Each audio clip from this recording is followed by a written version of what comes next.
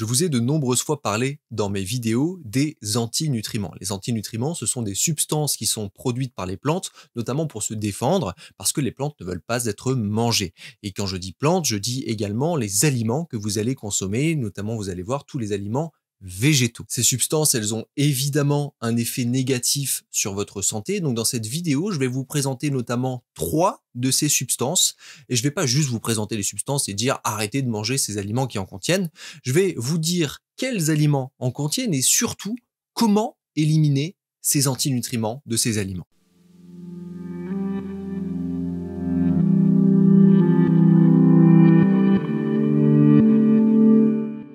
Le premier de ces antinutriments, je vous en ai parlé longuement dans plusieurs vidéos sur ma chaîne, il s'agit de l'acide phytique. L'acide phytique, il fait partie des phytates et il a notamment pour fonction de s'accrocher aux minéraux de votre alimentation. C'est ce qu'on appelle un effet chélateur. Donc en fait, par exemple, vous mangez un aliment qui contient de l'acide phytique et en parallèle, vous mangez d'autres aliments qui contiennent des minéraux. Eh bien, cet acide phytique en présence dans votre bouche, dans l'estomac, etc., il va s'attacher aux minéraux et il va vous empêcher de bien les assimiler. Et donc, ça peut être un facteur, si on consomme beaucoup d'aliments contenant de l'acide phytique, un facteur de déminéralisation. Et dans quoi le trouve-t-on, cet acide phytique? Vous allez voir, c'est pour ça qu'il est problématique, c'est parce qu'on le retrouve dans plein d'aliments qu'on consomme quotidiennement. On le retrouve notamment en premier lieu dans les céréales, donc tout ce qui va être issu de l'industrie céréalière et aussi les pseudo-céréales. Donc vous avez le blé, l'orge, l'avoine, le maïs, vous avez en pseudo-céréales, vous avez le sarrasin, vous avez le quinoa, tout ça, ça contient de l'acide phytique. Vous avez aussi toutes les légumineuses, les haricots secs, vous avez les pois secs, vous avez le soja, vous avez les fèves, vous avez les lentilles. Tout ça, ça en contient. Vous avez toutes les graines et fruits oléagineux, donc les graines de tournesol, graines de courge. Les fruits oléagineux, vous avez les amandes, les noisettes, les noix. Tout ça, ça contient de l'acide phytique, donc vous vous rendez compte qu'on en consomme quand même pas mal au quotidien si on a une alimentation qui est largement végétale notamment. Mais rassurez-vous, il y a des méthodes pour l'éliminer. Comment est-ce qu'on l'élimine? Je vous ai fait une grande vidéo pour éliminer l'acide phytique. Vous pouvez la retrouver juste ici si vous voulez plus de détails. Mais pour aller droit au but, on va avoir la première chose, ça va être le trempage. C'est pour ça que, avant de préparer ces légumineuses, avant de préparer ces céréales, j'invite n'importe qui à tremper pendant une nuit. Moi personnellement, je les trempe une nuit. La veille au soir, je mets mes céréales que je vais cuire le lendemain à tremper. Et le lendemain, je les cuisine. Bien sûr, après avoir bien rincé. Le trempage, il va avoir pour effet de réduire grandement la présence de cet acide phytique. Mais ça ne fonctionne pas, le trempage, notamment pour les fruits oléagineux. Apparemment, d'après les études en tout cas, on n'a pas une grosse réduction, voire pas du tout de réduction de cet acide phytique. Donc ça marche pas, notamment pour les amandes, les noisettes, les noix. Dans ce cadre-là, il faudra plutôt les torréfier, semble-t-il, la torréfaction, le fait de les griller un petit peu, ça va permettre de réduire la présence de cet acide phytique. Mais pour toutes les autres, céréales, légumineuses, graines, c'est très intéressant, le trempage. Si on veut aller plus loin, parce que tout l'acide phytique n'est pas retiré ici, c'est pas obligatoire, moi je fais juste un trempage, mais vous pouvez aller plus loin si vous voulez, faire germer vos graines, faire germer vos céréales, oui c'est possible, faire germer vos légumineuses, et encore plus loin, vous pouvez les fermenter, donc les lactofermenter par exemple, et là ça va presque réduire à zéro la présence d'acide phytique, parce que il n'y a plus besoin pour cette plante qui se sera développée, elle aura germé, etc., elle n'aura plus besoin de se défendre, elle sera dans une période de croissance. Donc voilà, ça c'est toutes les méthodes pour éliminer la présence d'acide phytique. D'ailleurs, la cuisson peut aider, notamment la cuisson par exemple des céréales quand vous faites cuire, ou la cuisson des légumineuses, vous faites cuire, ça va monter en température, l'acide phytique va se libérer notamment dans l'eau, et donc en jetant l'eau de cuisson, vous allez éliminer aussi une grande partie de l'acide phytique. Le deuxième des antinutriments, ce sont les lectines. Les lectines, ce sont des protéines qui sont présentes dans pas mal, vous allez le voir, d'aliments d'origine végétale. Mais que font-elles, ces lectines? La première chose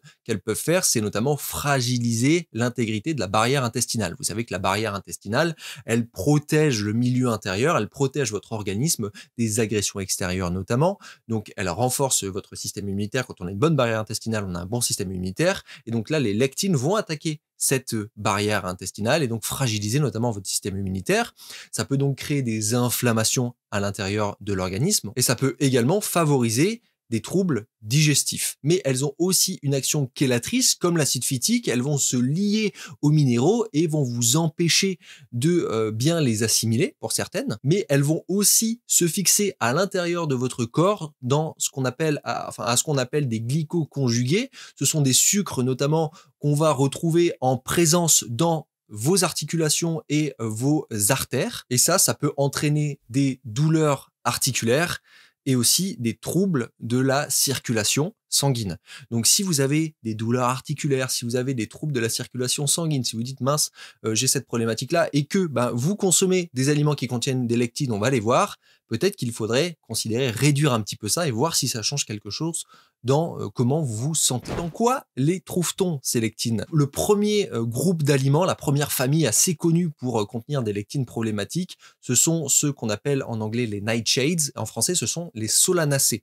Les solanacées, c'est notamment l'aubergine, vous avez le poivron, vous avez la tomate, vous avez la pomme de terre, et donc vous avez aussi le piment, famille des poivrons, et ils peuvent être problématiques de par justement leur contenu en lectine. Et vous avez tous ceux que je vous ai précédemment cités qui contiennent de l'acide phytique, donc vous voyez qu'il y a acide phytique plus lectine dans ceux-là. Ce sont les céréales. Les céréales vont être riches aussi en lectine. Vous avez les légumineuses également, qui sont riches en lectine, les haricots, les pois, les sojas, les fèves et tout ce que vous voulez. Et vous allez avoir enfin les graines, certaines graines qui vont contenir aussi des lectines. Alors comment on les élimine, ces antinutriments? De manière générale, la recette elle est un peu identique à l'acide phytique. On va avoir un trempage qui va favoriser ça, donc super pour tous ceux qu'on trempe déjà pour l'acide phytique, céréales, légumineuses, graines, très bien. Par contre, ça va beaucoup moins marcher, le trempage, pour tout ce qui est pommes de terre et en fait les solanacées. Ça va beaucoup moins marcher. Donc comment on fait avec les solanacées? On va avoir la cuisson longue. Quand vous avez une pomme de terre, il vaut mieux la cuire longtemps à plus ou moins haute température, mais évidemment, plus vous allez haut en température, plus vous éliminez les lectines, mais plus vous éliminez aussi les nutriments. Donc, ce qu'on va privilégier, c'est une cuisson longue, ou alors sous pression, en cocotte minute, par exemple, qui monte à 120 degrés environ, pendant 30 minutes, là, vous éliminez une grosse partie des lectines des pommes de terre. Pour ce type d'aliment, préférez toujours une cuisson longue, même la tomate, il semblerait même qu'il y aurait des antioxydants qui se développeraient notamment plutôt avec la cuisson, donc peut-être que les tomates seraient plus intéressantes cuites que crues, pour un certain cadre nutritionnel. Et pour revenir maintenant à tout ce qui est notre groupe famille céréales, légumineuses et graines, vous allez aussi, comme pour l'acide phytique, pouvoir faire une germination ou pouvoir procéder à une fermentation qui va aussi favoriser une élimination supplémentaire des lectines en présence. Et enfin, le troisième des antinutriments que je voulais vous présenter dans cette vidéo, il s'agit de l'acide oxalique qui fait partie des oxalates. Mais que fait cet acide oxalique à notre corps? L'acide oxalique, il a la capacité à se lier à certains minéraux, notamment le calcium, c'est celui auquel il se lie le plus facilement, mais aussi le fer, le magnésium, et il va former des cristaux, des composés solides. Ces composés, ces cristaux, ils sont insolubles, c'est-à-dire qu'ils ne se dissolvent pas dans l'eau, et c'est ce qu'on appelle un groupement oxalate. Ça crée un oxalate. Oxalate de calcium, par exemple. Évidemment, ces derniers, comme vous avez compris, ils sont pas solubles, donc ils sont pas absorbés. Ils vont devoir être éliminés, notamment via les reins, filtrés via les reins, puis éliminés dans les urines. Donc déjà, vous n'avez pas une bonne assimilation des minéraux puisqu'ils sont captés. Mais ces oxalates, ils peuvent poser aussi d'autres problèmes, c'est qu'ils peuvent s'accumuler, notamment au niveau des reins, au niveau de la vessie.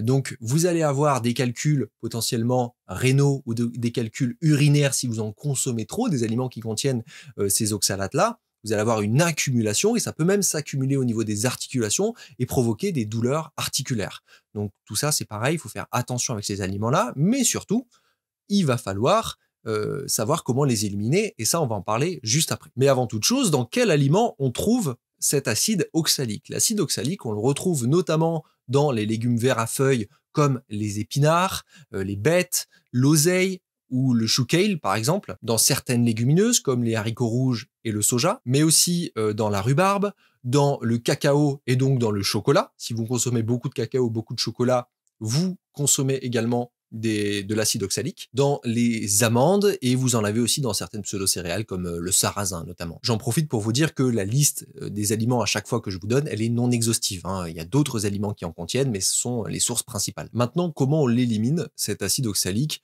Eh bien, pour tout ce qui se trempe, on a le trempage. Oui, c'est une très très bonne technique, elle est super efficace. Mais vous avez aussi pour tout ce qui est légumes, le blanchiment. Blanchir, c'est quoi? C'est mettre dans de l'eau qu'on va porter à ébullition pendant 3 minutes, 5 minutes, et on va jeter l'eau de cuisson parce qu'en fait, l'acide oxalique il va migrer des végétaux dans l'eau de cuisson et cette eau de cuisson, on va la jeter. Donc, on aura blanchi nos légumes, on pourra les cuire par la suite sans, avec en tout cas une présence beaucoup moins importante de cet acide oxalique. Et enfin, on a aussi la cuisson prolongée qui marche également, vous l'avez compris, pour les lectines et les solanacées.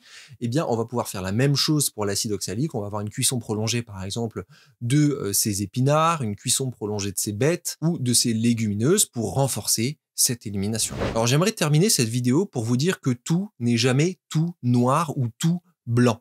Si on regarde par exemple certaines études scientifiques, il y en a qui mettent en avant des bienfaits, notamment de l'acide phytique. Il y aurait des bienfaits au niveau des intestins de cet acide phytique. Donc, il y a toujours un pendant positif, un pendant négatif à chaque chose. Et l'important, c'est de trouver son équilibre. Donc, si aujourd'hui, vous avez une problématique spécifique, par exemple, on en parlait avec les lectines, une problématique articulaire, peut-être que en essayant de réduire votre apport en ces lectines-là, en aliments contenant des lectines, ou en essayant d'éliminer davantage ces lectines dans ces aliments, vous allez sentir un mieux.